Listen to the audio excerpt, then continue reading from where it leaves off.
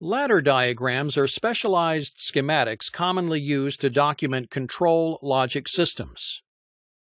They are called ladder diagrams because they resemble a ladder with two vertical rails, L1 and L2, and as many rungs as there are control circuits to represent. The application of a numbering system allows the ability to reference key components of a complex circuit. In this diagram, we have 4 rungs that comprise the entire control circuit, and we'll number them 1 through 4.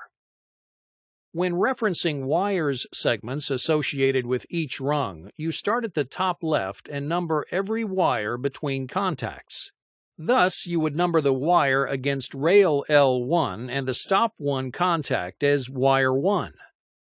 The wire between stop 1 and the stop 2 contact as wire 2, and so on across the circuit, with each subsequent wire between contacts numbered sequentially.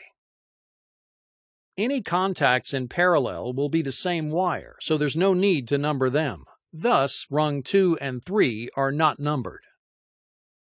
On the next wire against L1, rung 4, the wire between the rung and the first contact is designated wire 1, the same as in rung 1. The wire between the L2 and its nearest contact on rung 4 is also assigned the number determined on the first rung, in this case 6.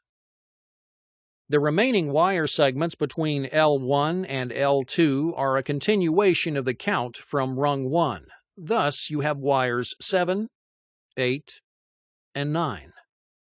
Rung reference numbers are usually in parentheses adjacent to the rung in which auxiliary coil contacts and contactors are used. In this schematic, the motor coil on rung 3, M1, is referencing a normally open contact, M1. Thus, a 3 in parentheses is placed here.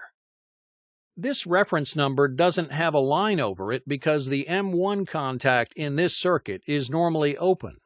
However, if the contact was normally closed, it would have a line over the rung reference number.